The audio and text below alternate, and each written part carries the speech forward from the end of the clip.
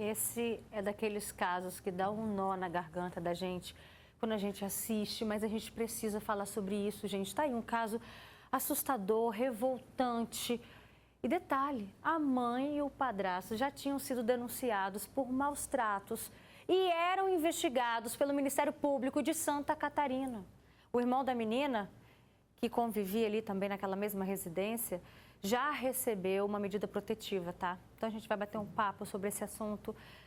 Infelizmente a gente precisa falar sobre isso. Meu Deus. Vem cá, aqui no nosso estúdio a gente recebe a psicóloga especialista nesse universo infantil, Tiara Faé. Obrigada pela sua participação.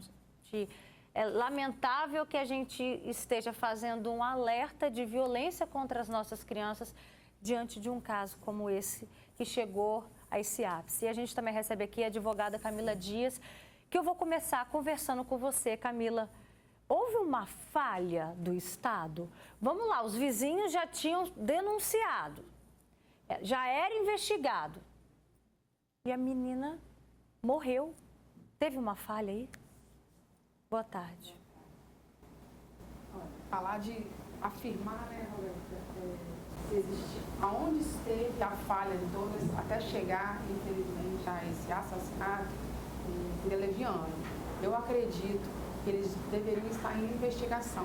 Não podem sair retirando simplesmente uma criança do lado de pai ou de responsáveis com uma denúncia. Porém, o nível que essa denúncia chegou, se foi com afirmações, com provas, aí sim, o Conselho Tutelar normalmente recolhe essa criança, apresenta ela a algum outro familiar. No caso, a gente viu que tem uma avó ali materna, poderia ter sido ela, a pessoa que estivesse responsável, né, após as denúncias. Até mesmo quando não tem, deixe um abrigo, porque é melhor que a criança esteja sob a tutela do Estado do que correndo risco dentro de casa. Então, agora, quando acontece, a gente vai jogar agora a culpa, porque existe, as pessoas precisam ser responsabilizadas, todos que estiveram envolvidos, mas a criança já não está entre nós. Então, assim, o Estado falhou, né? A educação falhou, nós falhamos enquanto sociedade. Quando acontece isso, todos nós, né, perdemos um pouco da nossa esperança e agora nós precisamos que seja apurado para ver onde estava essa falha, para que essas falhas não possam ocorrer mais. Quantas crianças vão ser necessárias perder a vida por causa de falhas no Estado ou o que quer que seja, porque quanto às pessoas, a gente não tem como prever o que elas podem fazer. Agora, nosso papel, né, enquanto responsáveis, a gente precisa agir. Nesse caso em especial, a família tinha acabado de mudar de endereço há 10 dias, né? Então, quando foi denunciado a primeira, né, assim, os vizinhos, foi uma denúncia anônima, inicialmente. Quando aconteceu a primeira denúncia, não era nesse endereço. Daqui a pouquinho você vai contar pra gente, Camila, se acaba que se torna uma estratégia mudar de endereço para que o Conselho Tutelar perca o acompanhamento daquela família. Vamos abrir o olho para isso, daqui a pouquinho você conta pra gente.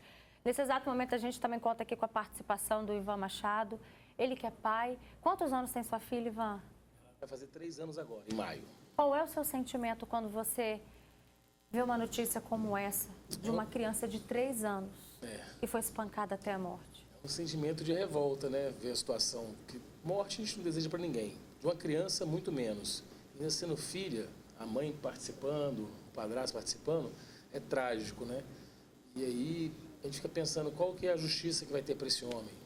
Não tem pena de morte, não pode se matar, tem que ficar preso alguns anos, daqui a pouco está solto. Então, assim, é complicado a situação. Para esse homem e para essa mulher também, porque o que se espera de uma mãe, Tiara? Boa tarde. É claro que a gente gostaria de estar falando sobre outras coisas hoje. Pela manhã eu tive acesso a essa situação e eu falei, hoje não, hoje eu não vou. E aí vocês vêm me convidando para vir aqui falar. E eu falei, então nós vamos, porque infelizmente isso não é um caso isolado de violência, dessa educação tradicional violenta, onde a criança não tem voz, onde a criança não tem escolhas, né? Onde a criança é esse serzinho vulnerável que precisa ser cuidado, seja pela mãe, seja pelo pai, seja pela madrasta, padrasto, por uma avó, mas por alguém realmente amoroso e responsável por isso. Então, independente de ser mãe ou pai, né? E aí o que me traz, sabe, Roberta, é a necessidade que nós temos de falar sobre os direitos da criança. Assim como os direitos da mulher, hoje, Dia Internacional da Mulher, quantos feminicídios nós temos? Então, toda a população que é mais vulnerável precisa de proteção. A gente precisa falar sobre isso. Em se tratando da criança, esses vizinhos que com certeza já tinham denunciado, né? Como isso é importante. Infelizmente, o Conselho não conseguiu dar conta. Talvez por uma mudança de endereço, como foi colocado nessa situação. Mas como é importante nós, enquanto sociedade, estarmos protegendo quem não está protegido. Então, quando acontece isso, como a doutora Camila falou, todos nós perdemos. Hoje, quando eu vi o vídeo, né, no Instagram, que eu falei, não, hoje não, e eu olhei para os meus filhos, porque apesar de psicóloga, infantil, né, de orientação de pais, eu também sou mãe. Né? Então, realmente, é um momento que vocês que estão em casa vendo isso, nos ouvindo, olhem para os filhos, olhem para as crianças que estão ao redor de vocês. Educadores, professores, professoras, vocês também são cuidadores. Né? Nós temos essa responsabilidade, esse dever, enquanto sociedade, de proteger quem a gente percebe que está desprotegido, para que a gente não chegue num momento como esse. Tem um comentário aqui da Marina que ela fala, a gente culpa a mãe, aonde que fica a culpa dos pais, né? Olha, a gente sempre cobra também a responsabilidade do pai, mas ali, naquele momento, essa criança estava sob os cuidados da mãe. Então, nesse momento, a gente tem que cobrar isso dessa mãe. Eu estou errada, doutora Camila? Exatamente. Assim como se tivesse com o pai, o crime tivesse ocorrido com a responsabilidade dele, a cobrança era com ele. Aqui não é uma questão de gênero. E a gente sabe, né? A gente está responsabilizando a mãe, tão somente a mãe, porque quem cometeu o crime foi a mãe. Então, se esse pai é ausente, se esse pai é presente, ainda que ele fosse um pai presente, não era o momento dele estar com a criança. Então, não teria como ele se responsabilizar por ela ali nesse caso. E quais crimes tanto essa mãe quanto esse padrasto podem, se é que a gente pode chamar de mãe, podem responder, até porque eles forjaram toda a história, tentaram inventar um sequestro, contrataram um serviço de carro por aplicativo para que aparecesse um carro estranho andando pela vizinhança, pelo bairro, para causar aquela interrogação e, na verdade, eles tinham enterrado essa criança. Quais crimes eles podem responder? Um homicídio com muitos agravantes, né? Ser uma criança, o meio praticado, quem foram os responsáveis, né? Pessoas que deveriam ser responsáveis por uma criança, o fato de ser uma criança, ocultação de cadáver, né? Eles transportaram, esconderam o corpo dela. Então, teremos aí uma acusação muito pesada. Vai ser um crime que vai ficar, infelizmente, em voga no nosso estado durante um tempo, até que isso, né, chegue a júri e tudo mais. E a gente espera que sejam responsabilizados de uma forma muito certeira pela promotoria e, enfim, e que haja, de fato, uma mudança, sabe, nessa questão, principalmente de como isso tudo aconteceu até chegar ao crime. E a gente vai acompanhar, né? Ivan, segundo o padrasto, tudo isso aconteceu porque ele foi tentar corrigir essa criança de 3 anos.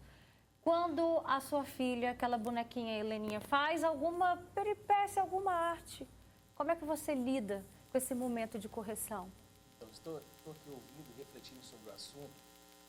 Eu tenho buscado sempre aprender como é que é o papel do pai e da mãe para a criação da minha primeira filha, que é a Helena. E quando ela passa do limite dela, da idade dela, eu abaixo, olho nos olhos dela, falo, você acha legal fazer isso?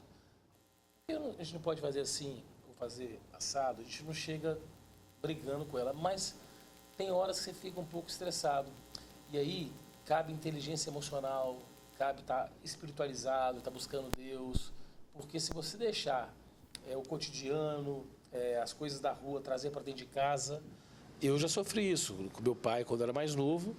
Ele chegava estressado do trabalho, ele batia com quase espancamento, batia forte. E isso antigamente ninguém olhava para isso, passava batido. Só que isso teve reflexo na minha vida. E aí o amor que ele pôde me dar, de revolta, de achar que ele passou do limite de fazer isso, mas é o amor que ele podia me dar daquela forma, daquele jeito. Agora, isso vai crescendo, esse padrasto aí, essa mãe, para fazer isso, não começou aí. Começou lá atrás, primeiro batendo, passando do limite, batendo a ponto de espancar, trazendo as emoções do dia a dia, da vida, e descontando um serzinho de 3 anos. Então, assim, é algo que mexe com o nosso coração, assim, sabe? Muito triste. Tiara, eu ouvi uma frase esses dias que diz que quando a gente perde a paciência com os nossos filhos, é que nós já perdemos a paciência com nós mesmos. Então, a gente precisa ter esse controle emocional que o Ivan falou. Como é que os pais que estão... A gente faz parte de uma geração de transição. Isso. Antigamente, os nossos pais aprenderam dessa forma, né? Então, a gente não pode também culpar os nossos pais. Quando a gente tem consciência de que isso precisa ser mudado, a gente pode cobrar da gente. Como que a gente reensina para o Ivan, para mim, para os nossos telespectadores, que a gente precisa mudar de comportamento? A gente ensina a partir do momento que a gente se percebe também doentes da própria educação que nós tivemos. E aí a gente busca se tratar, ou através, como o Ivan falou, né, de uma inteligência emocional, procurando entender quais são as nossas dificuldades, a dificuldade do adulto. Onde que eu travo, onde eu não consigo. É porque tem algum bloqueio aí que ficou lá atrás. E não é culpabilizar os nossos pais, nossos avós. Não. É daqui para frente. Uma coisa importante que o Ivan falou, a espiritualidade, independente de religião, te traz também uma paz maior, principalmente para a gente viver nesses tempos que nós estamos. E aqui, olhar para as nossas crianças como um serzinho em desenvolvimento. Hoje nós temos um avanço tecnológico maravilhoso. Nós temos acesso, vocês têm acesso a informações muito importantes através das redes sociais, Instagram, Facebook. E coloca lá educação positiva. Vamos pesquisar. A gente precisa estudar para mudar. Não tem como a gente querer ser advogada, psicóloga, empresário, sem nós não estudarmos para aquilo, para termos êxito. Então, para nós termos evolução também, exatamente, né? Porque muda, o nosso tempo muda. Em 1 segundo tudo muda, né? Em 1 minuto tudo muda. Então, para que nós possamos olhar para as nossas crianças e dar realmente o que elas precisam, que é simples, o que elas precisam. Elas precisam de respeito, afeto. Sabe? Então, agora, não quer dizer que a gente vai passar a mão na cabeça da criança, isso que eu vou falar agora. Né, se ela fez alguma coisa errada. O que acontece nesses momentos? A criança ela está em construção. Esse cérebro imaturo está em construção. O problema é que nós adultos, pensando com o nosso cérebro de adulto formado, a gente quer que a criança entenda como nós entendemos. E não é isso que acontece, não adianta forçar, porque a criança não vai entender determinadas coisas. Por isso, a importância do estudo. O que uma criança de 3 anos dá conta de fazer, de entender? Ela dá conta de entender já algumas regrinhas sociais. Então, eu bato, machuca. Eu sei o que é machucar. Uma criança de 3 para 4 anos, ela já começa a entender isso. Uma criança de 1, 2, ela ainda não entende. Ela vai bater e ela vai rir. Porque ela vai rir pela expressão que você fez, que ela ainda não identifica como uma dor, como algo ruim. Nós precisamos falar, isso aqui doeu, eu estou triste. Tá? Vamos fazer diferente? Dá um beijinho, que aí você ensina também o amor, a assertividade, né? Nesse momento em que a criança se comporta daquela forma que a gente não gostaria. Mas ela está dando o melhor dela. Doutora, você falou de informação e eu busco muito conhecimento. Na internet é rica em conhecimento. E eu vi uma matéria, antes de bater, o gritar. Às vezes o pai ou a mãe grita com a criança e a criança dá mais pirraça ainda. Mas sabe o que é? Desde os nossos ancestrais, quando a gente grita, libera dopamina, endorfina, que desce para o sangue da criança. Isso aí faz ela, estava lendo sobre isso, isso aí faz ela ficar mais agitada ainda, que é o sistema de defesa dela. Defesa. Ela fica pronta para a luta. Pronta para a luta. Então, assim, você gritou com a criança ficou mais agitada ainda, Não vai adiantar, está me testando, está fazendo para me testar, ela sabe o que está fazendo. Não sabe o que está fazendo, não. Você ativou nela o sistema de defesa. Exatamente isso. E eu fico muito feliz quando eu ouço isso. Eu fico, A gente até falou sobre esse assunto também aqui no programa, né? Por que nós não devemos gritar com as crianças, né? O que acontece, qual é a reação delas? E a informação está aí. Esse é o papel do Fala Espírito Santo, é levar essa informação para que a gente possa rever os nossos comportamentos, né? A ciência está avançando, trazendo pesquisas e isso é comprovado. Agora, voltando para esse caso, doutora Camila, semana passada, na sexta-feira da semana passada, a gente até noticiou também o caso de uma menina de 12 anos, gente, que ela também era torturada pelo padrasto, né? No caso dessa criança, ela sofria abusos. Aí tem até um comentário aqui da Márcia Salles, relembrando esse caso. Ela fala que aquela menina de Flechal também estava pelo Conselho Tutelar. Essas mulheres não são mães, né? Então, nesse caso, o que pode acontecer de agora em diante, por exemplo, com o irmão? Nesse caso que a gente mostrou, ela tem um irmão, a idade dele foi preservada, mas a gente só sabe que ele é menor de idade. O que pode acontecer com ele? Ele já está com a medida protetiva, Já. né? Até porque também não teria contato porque ela está detida, né? A mãe e o padrasto. Agora, ele vai ser, prioritariamente, entregue a algum familiar que se disponha e que também que esteja apto, né? Agora, o Conselho costuma fazer essa análise, né, familiar, para essa criança ficar sob a guarda provisória de alguém para cuidar dele. Uma avó, uma tia, alguém que se disponha. Caso não haja, o que eu não acredito, aí ele seria entregue a uma casa de custódia, né, para crianças e adolescentes, para poder estar sendo assistido enquanto isso tudo vai tomando rumo. Ele não vai mais ter contato, muito provável, com a mãe, durante bons anos, assim esperamos, né, durante o prazo em que ela ficar presa. E os traumas emocionais vão ficar todos, né? Assim, uma coisa importante deixar, Roberta, aqui, já que a gente tem esse canal com a sociedade, é da importância dos vizinhos, das pessoas que a gente conhece, se escutar, choros contínuos. Criança não chora todo dia, o tempo inteiro, né? A criança pode acontecer, né, uma situação ou outra, porque é uma criança agora, que nem existiam relatos de que todos os dias, eles tinham poucos dias que tinham se mudado, mas os vizinhos já estavam notando esse comportamento estranho. Essa criança chorando todo dia, nos horários, praticamente nos mesmos horários. Então, assim, algo ali já estava desregulado, mas não deu tempo, né? A gente não tem como culpar as outras pessoas. Mas, assim, se você estiver escutando, se você passar por um ambiente, ver uma situação de risco para uma criança ou para um adolescente, você pode intervir, pode fazer uma denúncia, pode ligar para a polícia, porque numa dessas a gente conseguiria preservar a vida dela. Salvar a vida de uma criança. Dela. Nossa, é de arrepiar, né? E olha só, eu citei um caso que aconteceu na semana passada, mas a gente está sempre com esse assunto aqui. Nós já mostramos aqui na TV Vitória também o caso de uma mãe que espancou a filha depois que a menina cortou o próprio cabelo, gente. O caso aconteceu aqui na Vila Capixaba, em Cariacica. Além de xingamentos, a mulher agrediu a criança de 11 anos com puxões de cabelo, tapas no rosto. Aí, quando a polícia perguntou o que estava acontecendo à mulher, ela disse que estavam apenas conversando, estava corrigindo, mais uma vez a palavra, corrigindo a menina. E aí, com essa história, né, toda, acabou que não colou e a mulher acabou sendo presa, gente. Tiara, quais são os traumas? Igual o Ivan falou, né? Ele também teve uma educação que o pai passava do ponto e você abriu o coração agora, falou que isso te traumatizou, né, Ivan? Eu queria falar só um ponto, que prevenir é melhor que remediar. Às vezes a mulher, ela é multitarefas em casa e o homem só quer trabalhar, chega em casa, quer a janta dele e pronto. E não colabora dentro de casa.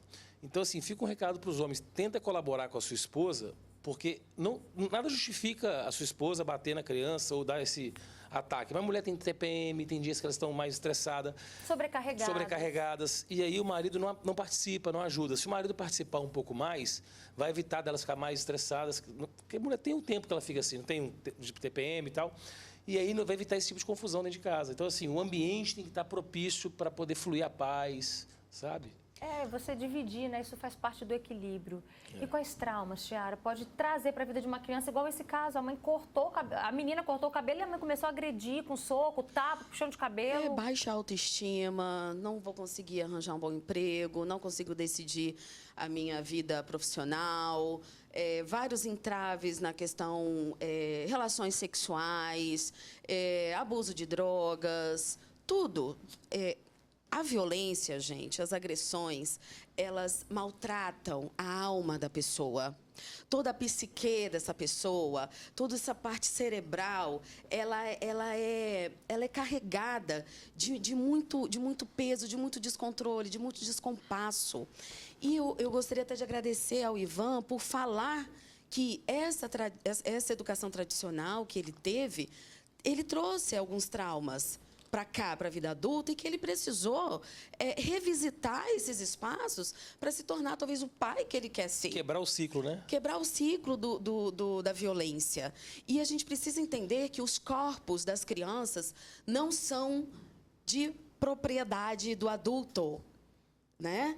Eu acho que a doutora Camila depois pode até falar um pouco mais.